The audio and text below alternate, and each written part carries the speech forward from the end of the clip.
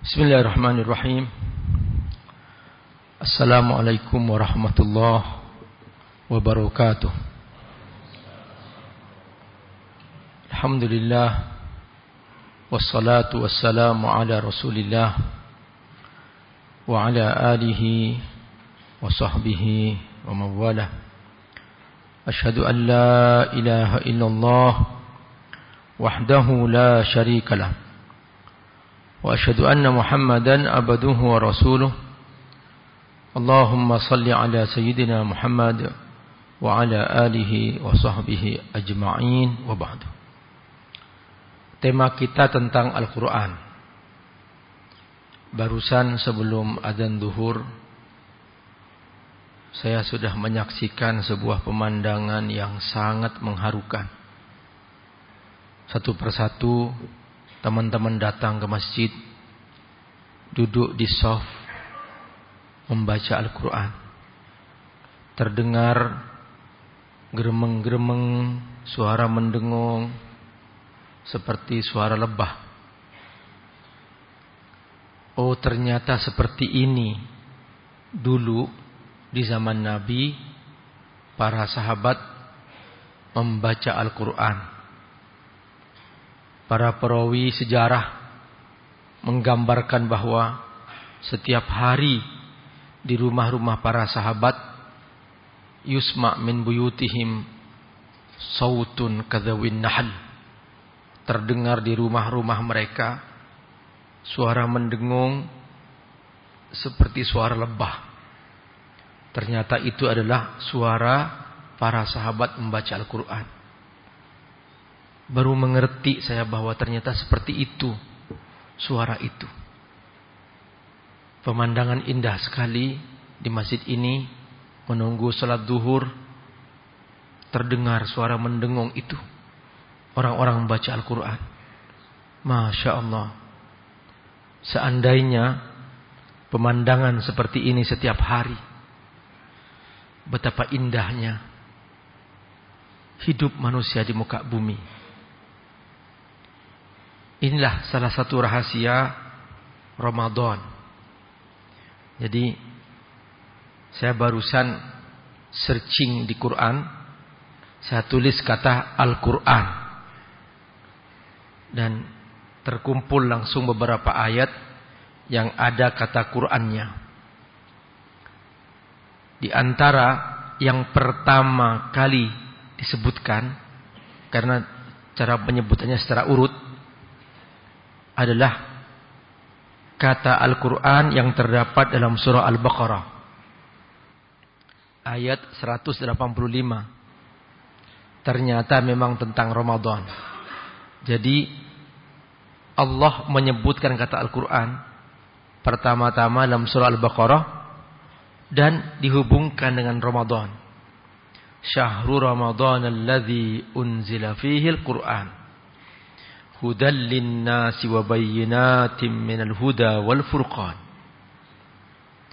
Di sini teman-teman, menarik sekali bahwa memang daya tarik Ramadan ini adalah kekuatannya selain puasa sebagai amaliyah wajib, ya, fardu rukun Islam, ternyata ada amaliyah lainnya, yaitu bersama Al-Quran.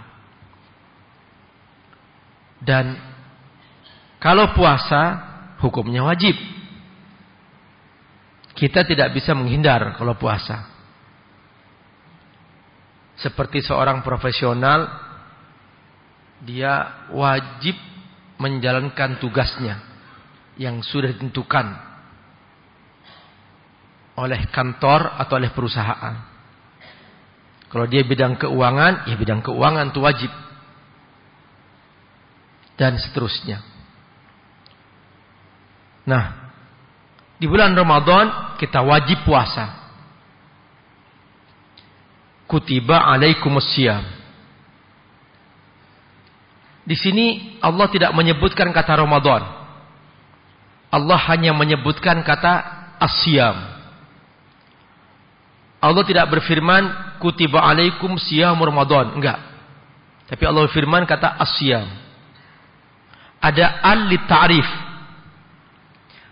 Al-lit ta'rif ini definitif. Bahwa kata as-siyam hanya berlaku farduhnya ini di Ramadan. Maka tidak bisa dipindahkan ke bulan lain, tidak bisa. Karena ini rukun Islam. Maka ini sudah ketentuan Allah. Dari mana kita paham? Dari kata kutibah. Kutibah artinya ditetapkan. Tapi ketika Allah berbicara tentang Quran, Allah menyebutkan kata Ramadan. Syahrul Ramadan alladzi unzila fil Quran. Ada apa? Sebab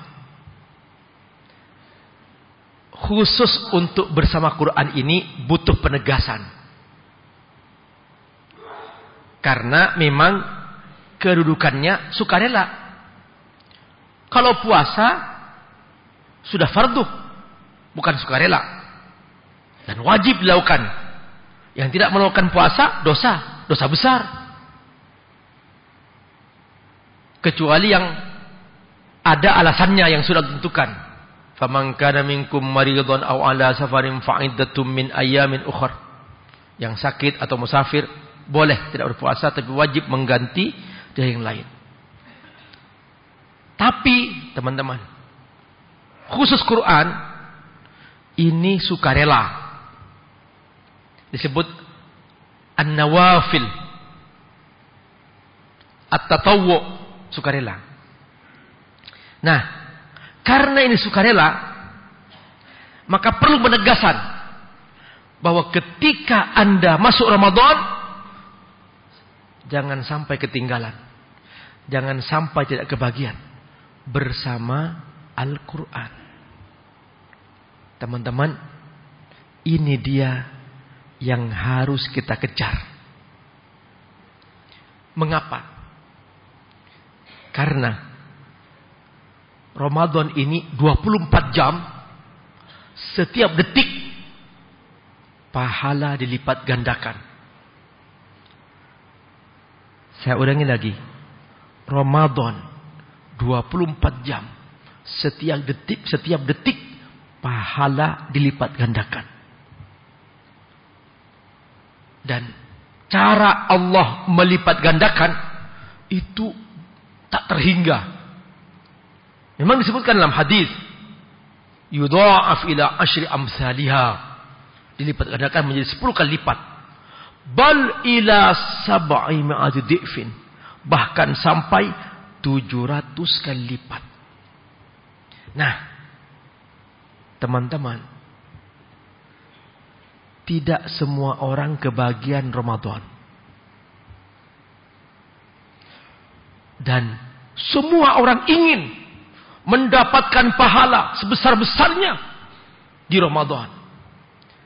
Tapi tidak semua orang berhasil meraih pahala sebesar-besarnya di Ramadan. Kenapa? Karena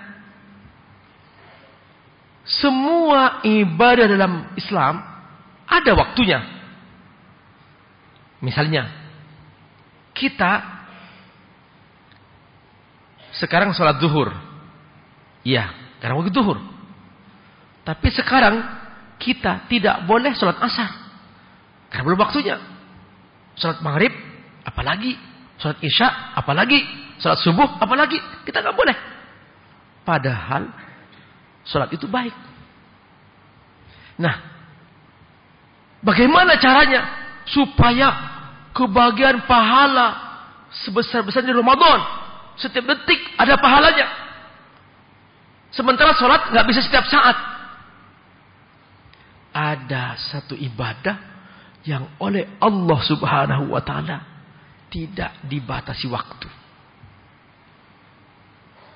Dan ibadah ini hitungan pahalanya per huruf, yaitu membaca Al-Quran.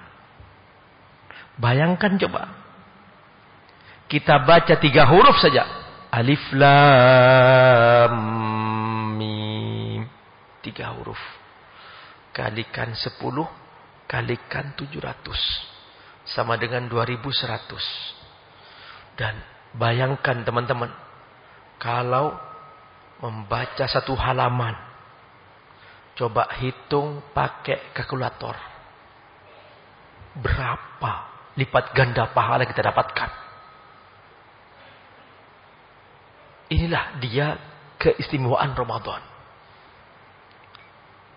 Dan seperti inilah para pendahulu kita memahami tentang ayat Syahrul Ramadan alladzi unzila fihil Qur'an. Bahwa bulan Ramadan bulan Al-Qur'an. Maka kerugian besar bagi seseorang yang masuk Ramadan dia tidak bersama Quran. Sudah tidak dibatasi waktu. Dan kita bisa membawanya kemana-mana. Dan kita bahkan sekarang ini bisa mendengarkannya langsung. Capek membaca, mendengarkan pakai HP. Masya Allah. Allah Maha tahu keterbatasan waktu, keterbatasan kemampuan bagi umat akhir zaman. Allah buka fasilitas ibadah tak terhingga. Pertama, Qur'annya sudah menjadi PDF. Tinggal buka. Menjadi aplikasi.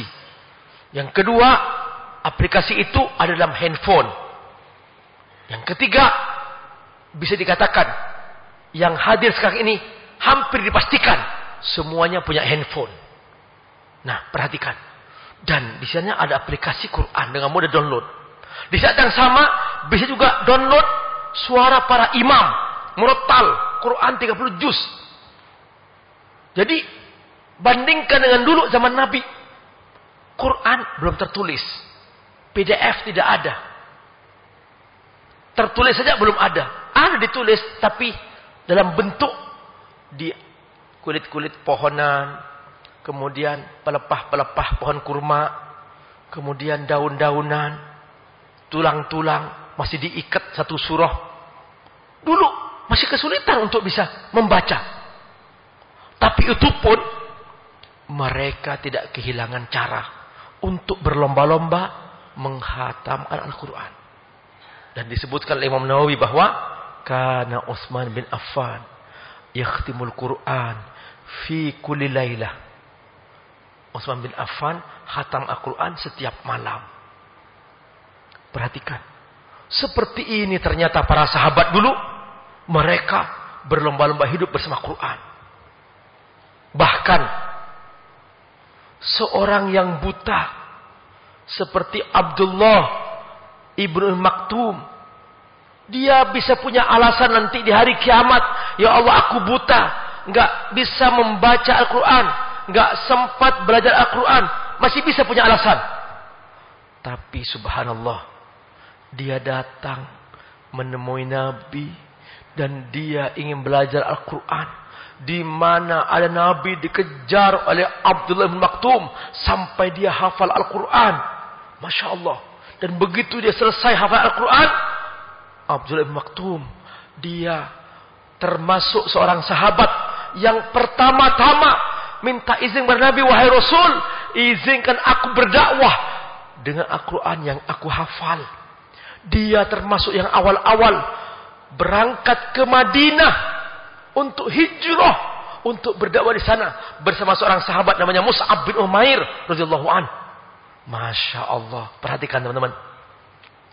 Jadi kerinduan bersama Quran itu bukan sekedar mereka nikmati untuk membacanya, sampai mereka menikmati untuk memperdengarkan kepada orang-orang. Kalau sekarang istilahnya sharing nikmatnya Al-Quran. Sharing nikmatnya membaca Al-Quran. Sehingga satu persatu penduduk Yathrib, waktu itu belum disebut Madinah, penduduk Yathrib masih disebut Yathrib, belum Madinah karena belum hijrah. Teman-teman, satu persatu penduduk kota Madinah ketika itu mereka masuk Islam hanya karena mendengarkan bacaan Abdullah ibnu Maktum dan sahabat Mus'ab bin Umair. Masya Allah. Itulah Hebatnya Al-Quran. Jadi sebetulnya teman-teman, ini jiwa ini yang kita punya, ini butuh Quran. Kalau ikan butuh air, kita butuh Quran. Alamnya ikan ya air, alamnya manusia ya Quran. Maka semakin kita bersahabat dengan Quran, semakin kita pasti bahagia.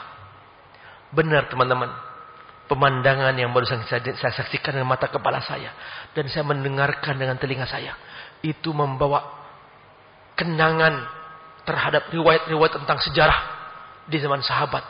Betapa indahnya hidup bersama Quran.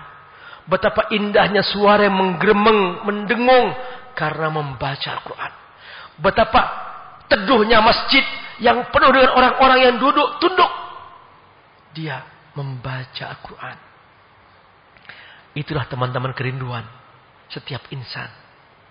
Yang akhir-akhir ini sudah mulai hilang di mana-mana. Seharusnya melihat Quran yang dilihat handphone. Melihat Quran mungkin 3 baris sudah perih matanya. Scrolling 5 jam, 6 jam gak terasa. Dan tidak merasa berdosa. Lalu kemudian masuk Ramadan gak hatam-hatam. Kenapa gak hatam-hatam? Ternyata lebih lama scrolling daripada baca Qurannya. Akhirnya muncullah panggilan-panggilan di berbagai mimbar, di ceramah-ceramah dipanggil. Ayyuhan nas, wahai manusia, law annakum tanzuruna ila al-Quran kama tanzuruna ila jawwalikum la khatamtumul Qur'ana khatmat adidah. Wahai manusia, kata khotib-khotib di masjid-masjid di dunia Arab, disebutkan pakai bahasa Arab. Mereka mengatakan, para ulama mengajak manusia, wahai saudara-saudaraku, seandainya kalian melihat Quran kalian seperti kalian melihat handphone kalian, niscaya kalian akan hatam Al-Quran berkali-kali. Tapi sayang, waktu kalian habis bersama gadget kalian, akhirnya Quran gak terbaca lagi. Akhirnya sangat sulit untuk menghatam Al-Quran. Ingat, penyesalan tidak bisa berulang 2 kali. Ketika terlanjur sampai di akhirat, terlanjur di dalam kubur, baru minta kembali.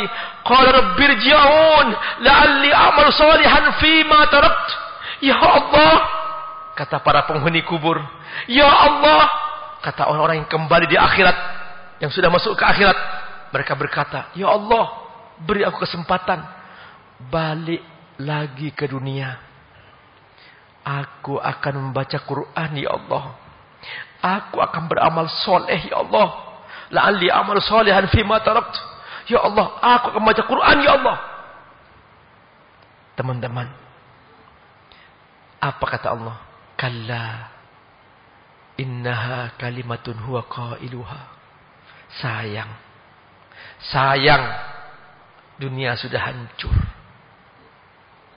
Dan kamu sudah terlanjur masuk ke alam akhirat. Sayang, alam barzah sudah menghalangi kalian.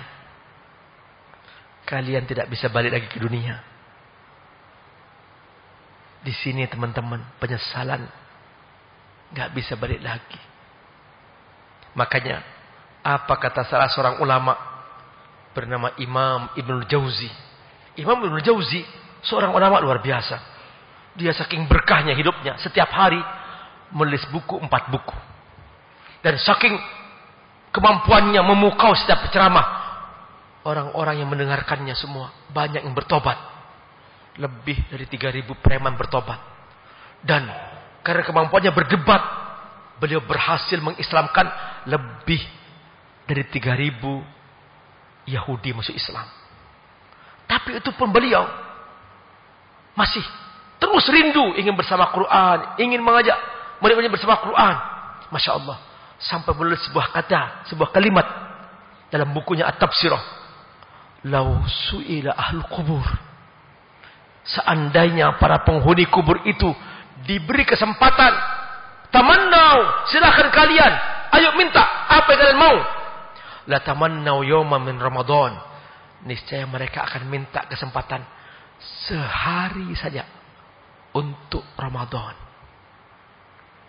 Sehari saja, ya Allah, beri aku kesempatan Ramadan. Sehari saja, ya Allah, untuk Ramadan. Aku akan menutupi semua kekuranganku selama hidupku, ya Allah. Sehari saja di Ramadan, ya Allah, beri aku hidup lagi, kembalikan ke Ramadan, ya Allah. Sehari saja aku akan bersungguh-sungguh membaca Al-Quran, dan aku akan tutup semua kekuranganku, semua hidupku, ya Allah. Karena mereka tahu 1 detik di Ramadan tidak bisa dibandingkan dengan 1000 tahun dalam hidup kita. Mahal Ramadan ini, teman-teman. Makanya rugi kalau seorang masuk Ramadan dia tidak bersama Al-Quran. Rugi, benar. Syahrul Ramadan alladzi unzila fihi Al-Quran hudan linnasi wa bayyinatin minal huda wal furqan. Ini bulan Ramadan, bulan Al-Quran. Benar, teman-teman, benar. Cari celah-celah kesempatan. Jangan menghindar. Cari kesempatan pas kosong.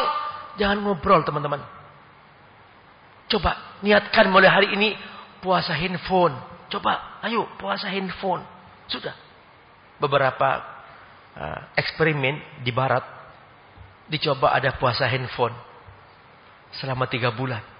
Ada rekamannya, di-share beberapa tayangan itu di-share. Ya Allah, teman-teman, saking kecanduan gadget, ada yang gemetar, ada yang menangis, ingat handphone. 3 bulan saja puasa handphone. Teman-teman, coba. Sekarang setiap mau lihat, ingat Quran, coba. Pas melihat handphone, ingat Quran. Coba. Coba, buktikan. Benar, teman-teman. Akan bahagia.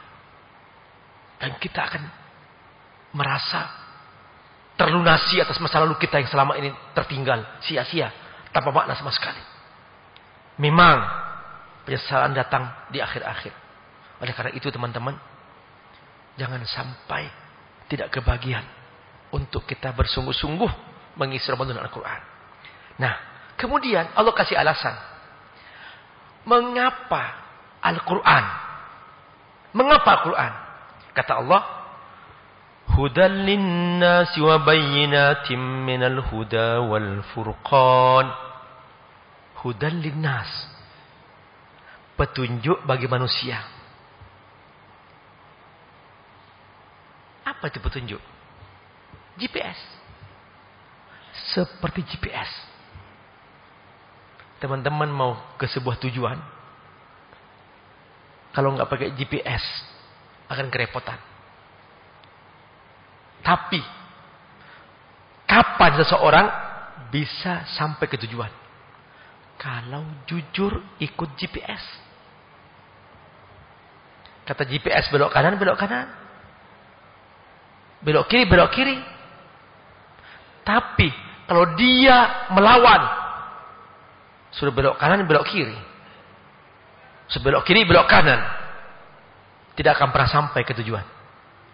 Nah, teman-teman, Al-Quran ini kata Allah, Hudal linnas. GPS kamu ini, wahai manusia. Kenapa Allah mengatakan manusia? Karena Al-Quran diturunkan untuk manusia. Makanya dari awal sampai akhir, Al-Quran ini hanya menyasar manusia. Ya ayuhan nas, wahai manusia.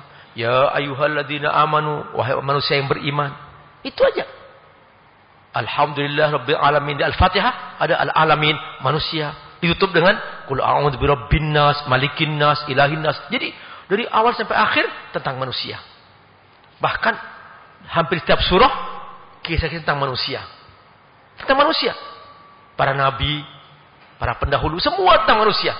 Makanya kita terlanjur jadi manusia, teman-teman. Jangan menghindari Al-Quran. Kalau binatang masih aman, nggak ada hisab di alam akhirat. Kucing aman, nggak ada hisab.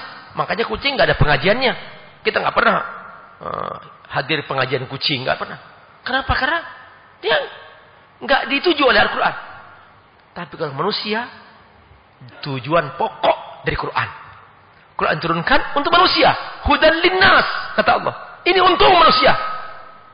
Makanya menghindar sebagai manusia. Nah itu. Karena itu doa yang kita baca selalu apa? Ihdinas siratal mustaqim. Ya Allah, beri aku petunjuk, beri aku hidayah. Ternyata hidayahnya apa? Hudan linnas. Ini Quran. Syahrul Ramadan alladzi unzila fil Quran hudan linnas. Quran itu namanya hidayah. Jadi kita tuh minta selama ini ihdinas siratal mustaqim, maksudnya ya Allah, beri aku kesempatan selalu untuk bersama Quran. Mudahkan aku ya Allah untuk selalu bersama dengan Al-Quran. Itu maksudnya. Karena itu dalam urutan surah, setelah surah Al-Fatihah langsung surah Al-Baqarah. Di surah Al-Fatihah kita minta ihdinas siratal mustaqim. Ya Allah, beri aku petunjuk jalan yang lurus. Nah, pertanyaannya, apa itu siratal mustaqim? Allah jawab di pembukaan surah Al-Baqarah. Dzalikal kitabu la raiba fih. Itu Al-Quran. Itu Al-Quran yang tidak ada keraguan dalamnya. Itu petunjuk kamu. Teman-teman, inilah dia hakikat Al-Quran. Makanya beruntunglah kita dimudahkan. Di Ramadan ini bisa memperbanyak intensif sekali bersama Quran dan tidak membuang waktu sama sekali bersama Quran. Dan mudah-mudahan kita dikuatkan oleh Allah Subhanahu wa taala untuk selalu bersama Al-Quran. Nah, teman-teman, bagaimana caranya supaya kita dapat hidayah? Pertama, saya ringkas saja. Karena waktu sudah habis, saya ringkas, teman-teman. Pertama, at-tilawah. Apa? Pertama, at-tilawah. Halo? Halo? Ini masih semangat nih? Pertama apa? At-tilawah. Coba tangannya, coba tangannya. At-tilawah. Lagi. Ikuti saya. Pertama. Yang kedua, al-hifzu. Tangannya ke dada. Al-hifzu. Coba semangat. Yuk, bismillah. Ayo, usir setannya. Kedua. Pertama. Dua. Al-hifzu itu di dada. Kenapa? Kalau di sini masih mikir. Al-hifzu itu harus sudah refleks di dada. Hifzu fi sudur. Nah, kemudian yang ketiga, al-fahmu. Lagi. Tangannya yang semangat, tangannya. Al-fahmu. Al-fahmu. Al-fahmu. Pertama. Dua. Tiga. Yang keempat, al-amal. Lagi. Lagi. Yang semangat. Yang kelima, ad-da'wah. Lagi.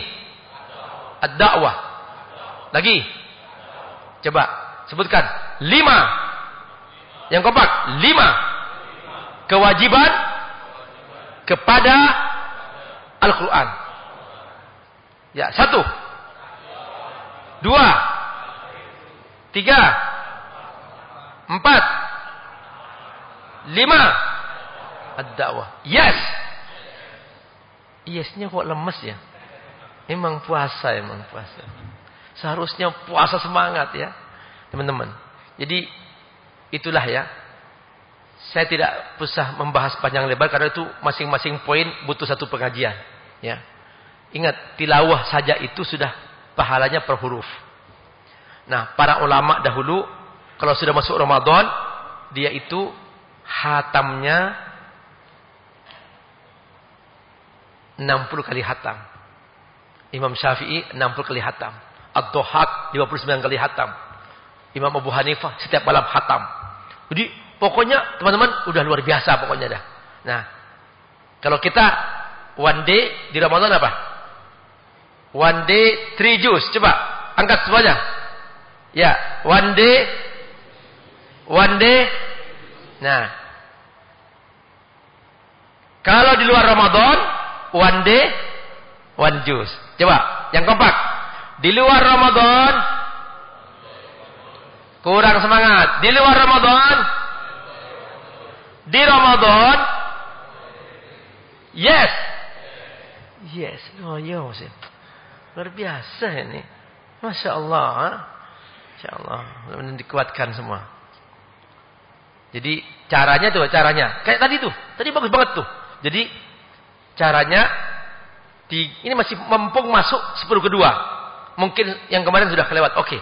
Mumpung masuk 10 kedua sekarang, teman-teman. Ini perhatikan. 30 dibagi 10 berapa? 3. Berarti one day 3 juz. 3 juz berapa lembar? 30. Bagi 5 6. 6 bagi 2 3. Nah, coba 3 lembar sebelum subuh. 3 lembar sesudah subuh. 3 lembar menunggu salat duhur. 3 lembar sesudah salat duhur. 3 lembar sebelum asar. 3 lembar sesudah salat asar. 3 lembar sebelum maghrib. 3 lembar sesudah salat maghrib. 3 lembar sebelum isya. 3 lembar sudah isya. 3 juz. Simpel. 3 lembar berapa menit? Tergantung Pak Ustaz. Bisa 3 minggu Pak Ustaz. Bisa. Teman-teman, ayo semangat. Bismillah. One day 3 juz. Yes, insyaallah. Mudah-mudahan teman-teman bisa membuktikan keberkahan Ramadan bersahabat dengan Al-Qur'an. Insyaallah semoga Allah berkahi semua dan mudah-mudahan dengan Al-Qur'an kita senantiasa dijaga oleh Allah. Kita semakin dekat kepada Allah dan kita semua diberkahi bersama keluarga kita, bersama anak kita, bersama keturunan kita semua. Dan insyaallah kita dikumpulkan di surga. Dan kita semua saling berikan syafaat di antara kita nanti di akhirat. Jazakumullah khairan. Wassalamualaikum warahmatullahi wabarakatuh.